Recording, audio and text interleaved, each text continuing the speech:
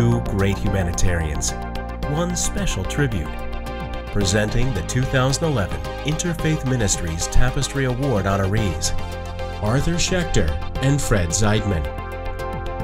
Both grew up near Houston, where they developed an enduring respect for the importance of family and faith, but each followed his own unique path in life. My father and mother moved out to Rosenberg, which is a small town, near Houston in 1928. My father was an immigrant. He was born in Twyford, Israel, and came to this country as a teenager, basically. And my mother was a fifth-generation Texan. The context in which we grew up led us to somehow understand that despite the fact that we were growing up in a non-Jewish community, and that we lived in a non-Jewish community, was that there was some difference between us and everybody else. 100 years ago, this little bald-headed, bearded Jew who could not speak English got off a boat in Galveston and started wandering through Texas. He settled in Wharton, Texas, and 100 years later his grandson is speaking in the rotunda of the U.S. Capitol. I mean, this really is the golden land. Growing up in a small town gave me an education that I never would have gotten, and things had to happen in town and we had to make it happen. And I watched my parents, who I think were absolutely, the role models, if you will, for everything I've accomplished. I love Fred Zeidman.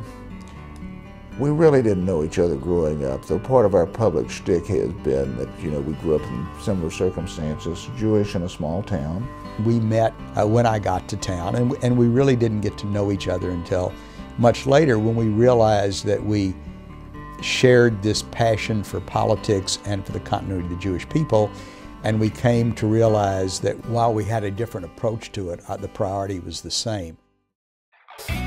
Both of these highly accomplished men have contributed to society through their tireless support of worthwhile causes like education, religious tolerance, and peaceful coexistence.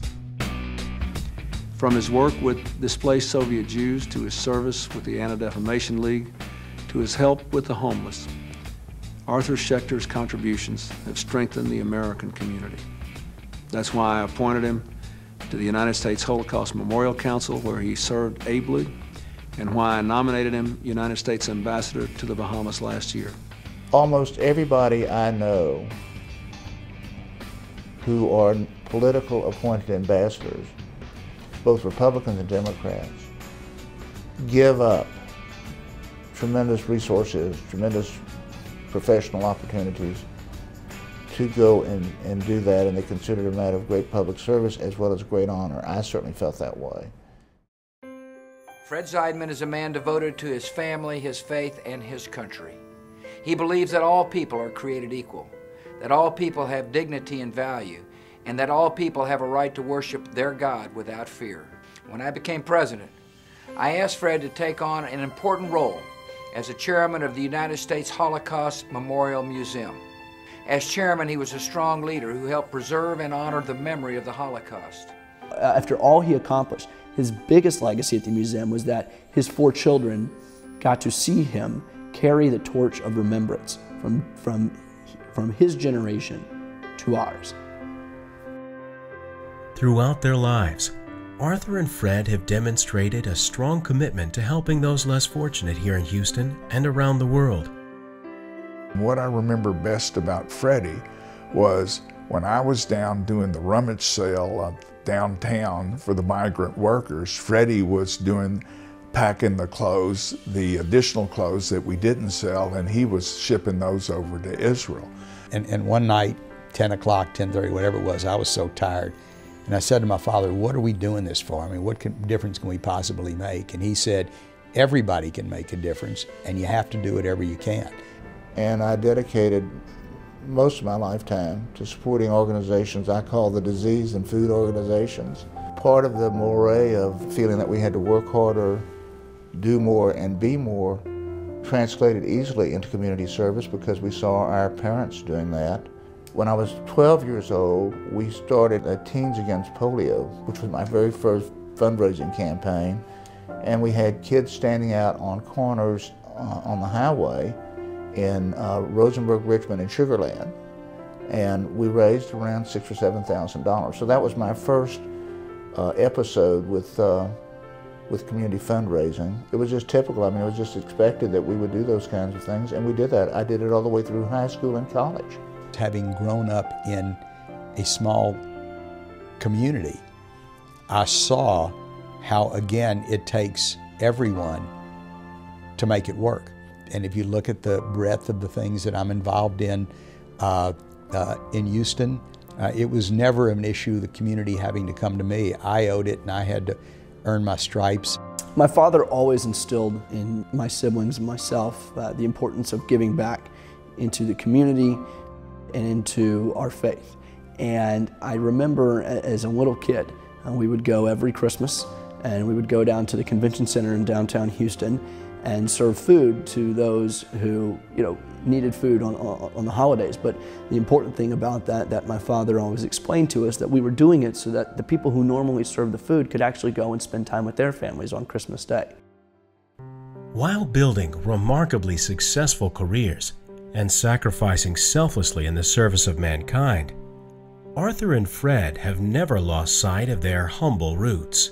All we can ask in life is that we leave a legacy. And the legacy arguably could be our name on a building, but it's really our kids and our name on our kids, and that they follow in our footsteps and pass us by, He taught us by demonstration, not just by lecturing. I think it's one thing for parents to sit around the table and tell their kids what they should do. It's another thing for parents to actually go and demonstrate how it's done. And that's the difference, I think, between my father and a lot of others that I've always seen, is he always took his kids along for the ride. I think that I always made time for my kids, but it was difficult. Over the years and various boards and interests, that time got even shorter.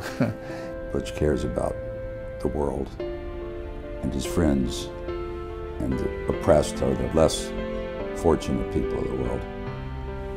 He really cares about his family. Freddie is just a man who was born to lead and was born to serve other people. The world would be such a better place if it were full of Freddie Zeidmans. Everybody loves Arthur. He likes making the world a better place to live. It's in his genes. He can't just leave things alone. Well, it's inspiring to see his work with the community, and it's inspiring to see why he does it, his reasons for doing it, because so many people in his position, I mean, he has a title of ambassadorship, so a lot of people could do it just to have his name in the press, have his name out there. He does it because he really does care, and that's a lesson for me, to do things that I care about. The Jewish Talmud basically says, you save one life, you save the world. I happen to believe that, and believe that very strongly. And I think that Interfaith Ministries is a perfect example of how the community can come together, no matter what their religious differences are, to service the needs of a specific part of our population that needs it. Interfaith Ministries is an organization that is very important because of its diversity and because of the way it brings people together around causes and issues, and to address problems that, in my mind, lead to investments in the future. Interfaith Ministries has a clientele that they have to serve, and they're Jewish, and they're Baptist, and they're Catholic, and they're Hispanic, and they're black, and they're white. But that's part of all of our responsibility. And certainly the Meals on Wheels program and other programs that aid people that can't get out or that have need are things that every religious group that has substance, to me, should be addressing. The need is there.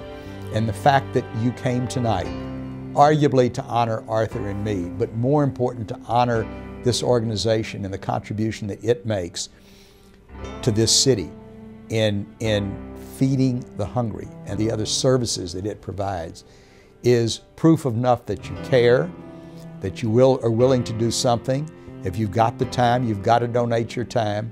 $1 today invested will save countless dollars somewhere down the line, as well as improve lives and improve the position of Texas we all have to give everything we can.